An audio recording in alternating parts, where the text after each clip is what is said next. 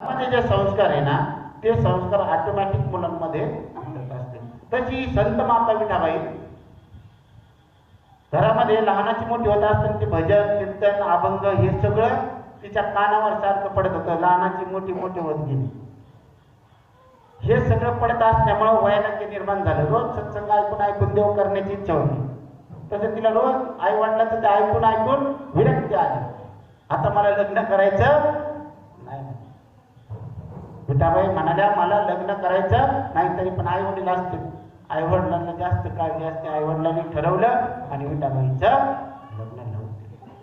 लग्न लावून दिल्यानंतर विठाबाईंनी ठरवलेलं होतं, जसे सावधान म्हणल्यानंतर कोण पळून गेलं होतं? रामदास स्वामी. ते पळून गेले होते सावधान म्हणल्या. तसं विठाबाईंनी तसं नाही केलं. लग्न होऊन दिलं. लग्न होऊन दिल्यानंतर त्याच रात्री त्या पळून गेल्या. पळून गेल्या जंगलात. एका अंधारात काही दिवसाला भीती वाटायला लागली. मग विठ्ठलाचा धावा चालू केला. विठ्ठला विठ्ठला विठ्ठला विठ्ठला विठ्ठला.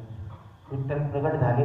दर्शन दिले विठाबाईंना आणि म्हणाले माझाच एक अवतार चिदंबर रूपाने कर्नाटकमध्ये झालाय आणि त्यांची दिंडी राजाराम महाराज घेऊन येतील उद्या आणि तू त्या दिंडी बरोबर तिथं भेटायला.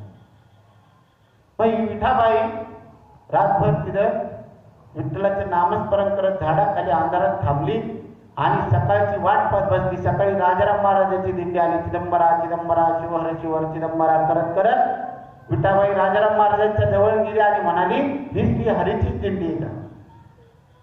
आपण म्हणतो ना ही विठ्ठलाची दिंडी का, ही चिदंबराची दिंडी का, ही बाळमामाची दिंडी, स्वामीचं म्हणतात. आपण जसं भेद करतो त्या सुरुवातीचा टप्पा तसं झालं. हा श्री हरीची दिंडी. राजाराम महाराजाला भेद नष्ट झालेला होता. सगळे देव समान होते. ते म्हणे ही श्री हरीची दिंडी आणि श्री हरीची दिंडी आहे. मग विठाबाई भजन करत मोरगोडला पोहोचल्या. मोरगोडला पोहोचल्यानंतर स्वामींचं दर्शन घेतलं आणि स्वामींनी तिला विठ्ठलाचं दर्शन दिलं. विठ्ठल रूपात दर्शन दिलं. पण ती म्हणाली विठ्ठल तोची, विठ्ठल आणि चिदंबर वेगळा नाही, ही तिची भावना झाली. आणि त्या दिवसापासून ती चिदंबर महास्वामीची महान अशी भक्त गणली गेली आणि तिने 40,000 अभंग लिहिले. माहिती आहे अहिल्याबाई होळकरांनी सगळे शिवमंदिर वाचवले. झाशीची राणीबाई. महिलांमध्ये पण खूप गुण असतात, पण ते कुठल्या कामाला वापरायचे कुठल्याने वापरायचे परमेश्वराचं नामस्मरणात वापरा. बाकीच्या कशामध्ये वापरत बसू नका. संसार होणारच. जास्त आकर्षण स्त्रियांचंच असतं. टीव्ही पाहिजे घरात, हे पाहिजे, मोम पाहिजे, कूलर पाहिजे, वॉशिंग मशीन पाहिजे, सगळं लागतं. महिलांना जास्त असलंच पाहिजे. पण त्याबरोबर त्यात आसक्ती न ठेवता परमेश्वराचं नामस्मरण केलं पाहिजे. आता सगळे म्हणणार ही विठाबाई कोण आहे? विठाबाई कशी परत आली? प्रत्येक अवतारामध्ये जसे राजाराम महाराज आले, भक्त प्रल्हाद, अंगद, उद्धव, नामदेव, तुकाराम आणि राजाराम ही वंश परंपरा आहे. तशी जनाबाईची पण वंश परंपरा आहे. नरसिंह अवतारामध्ये ही जनाबाई विठाबाई पद्मिनी दासी होती. कोण होतं? त्यानंतर राम अवतारामध्ये ही मंथरा होती.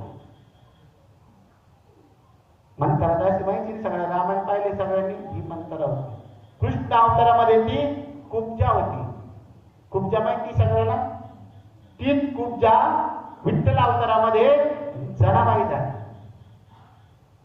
आणि तीच जनाबाई चिदंबर अवतारामध्ये विठाबाई. देव त्यांच्या भक्ताला सोडत नाही, घेऊन येत असतो. अशी ही विठाबाई हिने स्वामींवर 40,000 अभंग लिखाण केले. हे 40,000 अभंग लिहिले आणि ती म्हणे हे तर विठ्ठल अवतार आहे. आता विठ्ठलाच्या रूपात दर्शन झालं. विठ्ठल म्हणजे चिदंबर हे तिला कळलं. मग विठ्ठल संप्रदाय असून हा वाढत का नाही? हा विठ्ठल संप्रदाय असून का वाढला नाही आतापर्यंत? विठाबाईला प्रश्न पडला. चालत चालत चालत चालत चालत आळंदीला गेली ज्ञानेश्वर महाराजांच्या समाधीजवळ आणि बसली रडत. रडत बसले आणि समाधीतून माऊली उठले आणि विठाबाई संग बोलले. विठाबाई म्हणाली ज्ञानदेवा हा जर विठ्ठलच संप्रदाय आहे तर मग याचा प्रचार का नाही, प्रसार का नाही? तर माऊलीने त्यावेळी सांगितलं कलीचा प्रभाव जास्त असल्या कारणानं हा संप्रदायाचा प्रचार होऊन राहिला. पण अजून चिदंबरम स्वामींचा अवतार कार्य शेष आणि ते अवतार कार्य सुरू झाल्यानंतर मी स्वतः समाधीतनं उठून 9 लक्ष पथक म्हणजे 9 लाख दिंड्या घेऊन मी स्वतः मुरगुडला पोहोचलो. तिथून दर्शन घेतलं. ते लास्ट 150 वर्षापूर्वीची गोष्ट. त्यानंतर समाधीतून परत ज्ञानेश्वर महाराज कोणाला भेटले असं काही उल्लेख नाही. विठाबाईला समाधीतून उठून ज्ञानेश्वर महाराज भेटले आणि मग विठाबाई दर्शन घेऊन परत केंगेरी मुरगुडला आली.